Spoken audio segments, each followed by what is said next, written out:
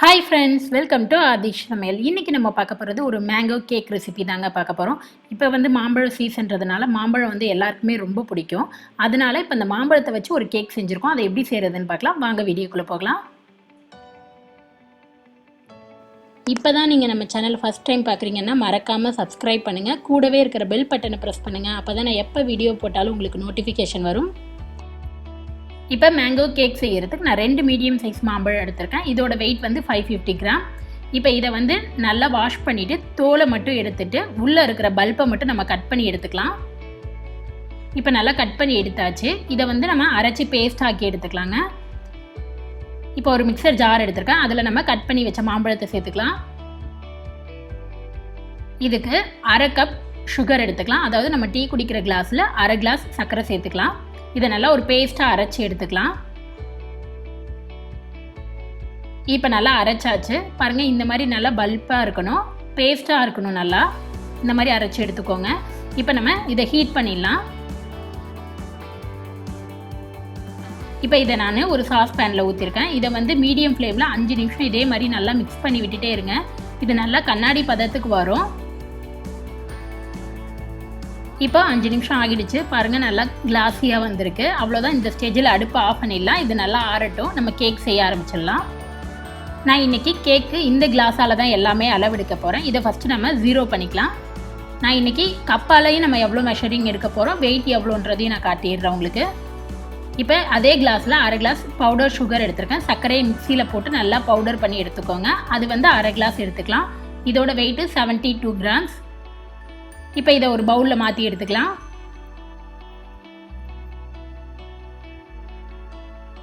அதே கிளாஸில் 1/4 கிளாஸ் எண்ணெய் எடுத்திருக்கேன். நம்ம டெய்லி சமைக்கிறதுக்கு யூஸ் பண்ணுற எண்ணெய் தாங்க எடுத்திருக்கேன்.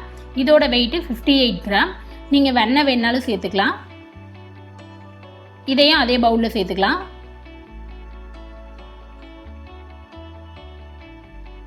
அதே கிளாஸில் காய்ச்சி ஆற வச்ச பால் 1 கிளாஸ் எடுத்திருக்கேன். இதோட வெயிட்டு 186 கிராம்ஸ்.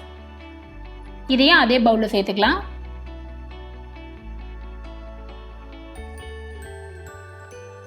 இப்போ இதை நல்லா ஒரு விஸ்க் வச்சு மிக்ஸ் பண்ணி விட்டுருங்க.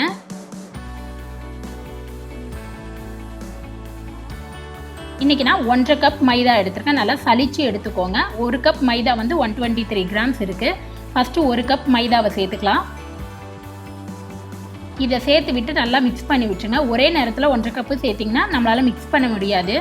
அதனால் ஃபஸ்ட்டு 1 கப் சேர்த்து நல்லா மிக்ஸ் பண்ணி விட்டுக்கலாம். இப்போ அரை கிளாஸ் மைதா எடுத்திருக்கேன். இது 55 கிராம் இருக்குது. இதையும் சேர்த்துக்கலாம். இதையும் சேர்த்து விட்டு நல்லா மிக்ஸ் பண்ணி விட்டுருங்க. இதோட 1 ஸ்பூன் பேக்கிங் பவுடர் சேர்த்துக்கோங்க. அதோட வீடியோ மிஸ் ஆகிடுச்சு. அதையும் சேர்த்து விட்டு நல்லா மிக்ஸ் பண்ணி விட்டுக்கலாம். எந்த கெட்டியும் இல்லாத அளவுக்கு நல்லா மிக்ஸ் பண்ணி எடுத்துக்கோங்க. இப்போ பாருங்கள், நல்லா நம்ம மிக்ஸ் பண்ணியாச்சு. இந்த மாதிரி நல்லா மிக்ஸ் பண்ணி எடுத்துக்கோங்க. இன்றைக்கி நான் எசன்ஸ் எதுவும் சேர்க்க போகிறதில்ல. அதனால் நம்ம ரெடி பண்ணி வச்ச மேங்கோ பல்ப் இருக்குல்ல, அதை வந்து 1/4 கிளாஸ் சேர்த்துக்கலாம். இதை சேர்த்து விட்டுட்டு ரொம்ப மிக்ஸ் பண்ணாதீங்க, லைட்டாக மிக்ஸ் பண்ணி விட்டால் போதும்.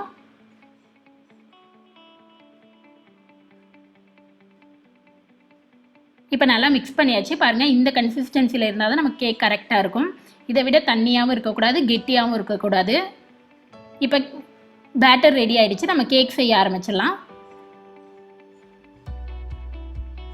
நான் இங்கே ஒரு தவா எடுத்திருக்கேன். அதில் வந்து இந்த மாதிரி ஒரு ஸ்டாண்ட் வச்சுக்கோங்க. இல்லைனா மூடி வச்சு இதை ஒரு மூடி போட்டு மூடி மீடியம் ஃப்ளேமில் 5 நிமிஷம் ஹீட் பண்ணி எடுத்துக்கலாம். நான் இன்றைக்கி ஒரு பேக்கிங் டின் தான் எடுத்திருக்கேன். உங்கள்கிட்ட ஏதாவது பவுல் இருந்ததுன்னா அந்த மாதிரி கூட நீங்கள் வச்சுக்கலாம். இதில் 2 ஸ்பூன் எண்ணெய் ஊற்றிக்கலாம். இந்த எண்ணெயை நல்லா தடவி விட்டுருங்க. நீங்கள் வெண்ணெய் கூட சேர்த்துக்கலாம். இதை சைடு கீழே எல்லா பகுதியிலையும் நல்லா அப்ளை பண்ணி விட்டுருங்க. இப்போ நல்லா தடவி விட்டாச்சு. இதோட ஒரு 2 ஸ்பூன் மைதா சேர்த்துக்கலாம். மைதா சேர்த்து விட்டு நல்லா எல்லா இடத்தையும் அப்ளை ஆகுற மாதிரி நல்லா தட்டி எடுத்துக்கோங்க. இந்த மாதிரி தட்டிக்கோங்க.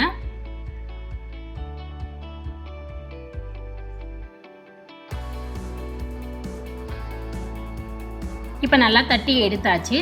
இதில் நம்ம ரெடி பண்ணி வச்ச கேக் பேட்டரை ஊற்றிக்கலாம்.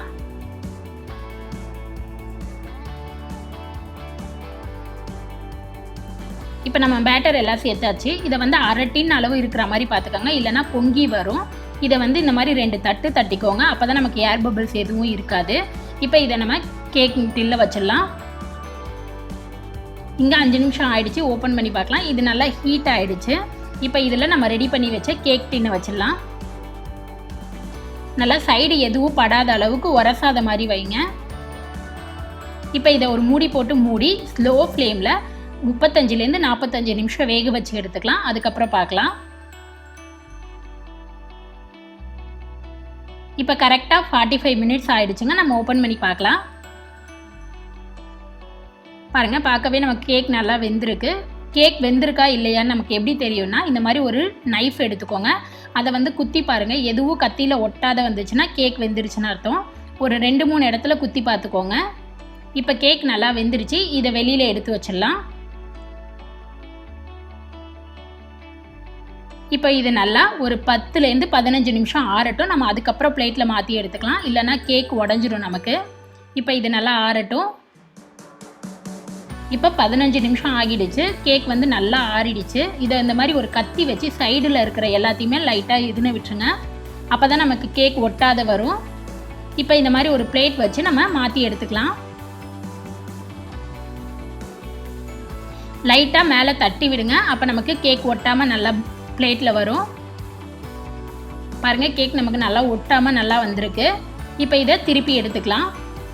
நல்லா அவ்வளோ சாஃப்டாக இருக்குது. எடுக்கும் போதே வந்து நல்லா சாஃப்டாக இருக்குது பாருங்கள்.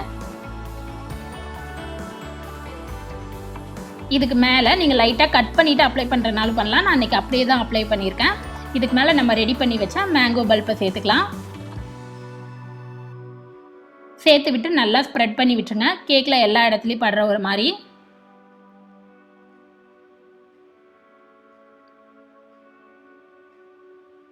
இப்போ பாருங்கள், நல்லா நம்ம அப்ளை பண்ணியாச்சு. இப்போ சாக்லேட் சிரப் பண்ணிடலாம். நான் ஒரு சின்ன பவுல் எடுத்துருக்கேன். இதில் டெய்ரி மில்க் சாக்லேட் எடுத்துக்கோங்க. இதை இந்த மாதிரி 2-3 உடச்சி போட்டுக்கோங்க. இதோட காய்ச்சின பால் 2 ஸ்பூன் சேர்த்துக்கலாம். கொஞ்சம் சூடாக இருக்கிற மாதிரி சேர்த்துக்கோங்க. ஒரு கிண்ணத்தில் நல்லா தண்ணியை கொதிக்க வச்சுருக்கேன். அதில் வந்து நம்ம சாக்லேட் பவுலை வச்சிடலாம். இது வந்து டபுள் பாயிலிங் பண்ணுறது தான் இதுக்காக. இப்போ 1 நிமிஷம் ஆகிடுச்சு. நம்ம எடுத்துக்கலாம். இதை வந்து நல்லா மிக்ஸ் பண்ணி விட்டுருங்க. பாருங்கள், நம்மளோட சாக்லேட் சிரப் ரெடி ஆகிடுச்சு. இப்போ நம்ம கேக்கில் டெக்கரேட் பண்ணிக்கலாம். இதை இந்த மாதிரி ஒரு ஸ்பூன் எடுத்துருக்கேன். அதை வச்சு நீங்கள் ஊற்றிக்கலாம். உங்கள்கிட்ட பைப்பிங் பேக் இருந்ததுன்னா நீங்கள் அதை வச்சு கூட போட்டுக்கலாம். இது ஆப்ஷனல் தான். உங்களுக்கு வேணான்னா இந்த சிரப் அவாய்ட் பண்ணிடலாம். இதை வந்து டூத் பிக் வச்சு இந்த மாதிரி கோடு போட்டுக்கோங்க. ஃபஸ்ட்டு ஒரு சைடு இந்த மாதிரி போட்டுகிட்டே வந்துடுங்க. கொஞ்சம் கேப் விட்டு போடுங்க. அதுக்கப்புறம் ஆப்போசிட் சைடில் இந்த மாதிரி போட்டோம்னா நமக்கு ஒரு ஃப்ளவர் டைப்பில் கிடைக்கும். நீங்கள் இதுவே பைப்பிங் பேக் வச்சு செய்யும்போது நமக்கு சாக்லேட் சிரப் கோடு வந்து நல்லா ஸ்ட்ரைட்டாக வரும். அது இன்னும் பார்க்க சூப்பராக இருக்கும். அவ்வளோதாங்க, நம்மளோட மேங்கோ கேக் சூப்பராக ரெடி ஆகிடுச்சு. இப்போ மேங்கோ சீசன்றதுனால இதெல்லாம் நிறைய வெரைட்டிஸ் செய்யலாம். அது போல் தான் இந்த மேங்கோ கேக்கும். நமக்கு தெரிஞ்சவங்களுக்கு ஃபங்க்ஷன், அதாவது பர்த்டே, வெட்டிங் டேன்ற போது நம்ம கையால் கேக் செஞ்சு கொடுக்கும்போது அவங்களுக்கும் திருப்தியாக இருக்கும், நமக்கும் சந்தோஷமாக இருக்கும். கண்டிப்பாக நீங்களும் ட்ரை பண்ணி பாருங்கள். உங்களுக்கு இந்த வீடியோ பிடிச்சிருந்துச்சுன்னா லைக் பண்ணுங்கள், ஷேர் பண்ணுங்கள், கமெண்ட் பண்ணுங்கள். மறக்காமல் சப்ஸ்கிரைப் பண்ணுங்கள். கூடவே இருக்கிற பெல் பட்டனை ப்ரெஸ் பண்ணுங்கள். அப்போ தான் நான் எப்போ வீடியோ போட்டாலும் உங்களுக்கு நோட்டிஃபிகேஷன் வரும். நெக்ஸ்ட் ஒரு நல்ல ரெசிபியில் உங்களை பார்க்குறது வரைக்கும் பாய்.